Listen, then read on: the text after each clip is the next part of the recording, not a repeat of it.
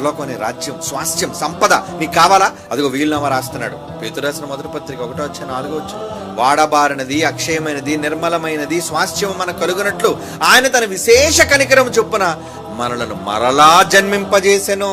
ఆ స్వాస్థ్యం రావాలంటే మీరు ఏం చేయాలట? మరలా పుట్టాలట. ఎలా పుట్టాలి? That is baptism.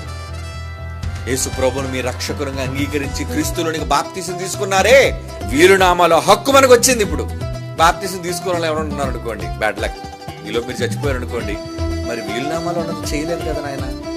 సో మరి ఆ స్త్రీకి దక్కదు, నువ్వు పొందలేవు. కనుక ఏం చేయాలి? అడిగిన వెంటనే పెద్దలైనా పిల్లలైనా ముసలి వాళ్ళైనా వెనక ముందు ఆలోచించకుండా బాప్తిసం ఇవ్వాలి. లేకపోతే ఏంటి? నువ్వు మరలా జన్మించకపోతే నీకు స్వాస్థ్యం దక్కదు. మీరు బలవంతంగా ఇప్పించకండి పిల్లలకి, పిల్లలు అడగాలి.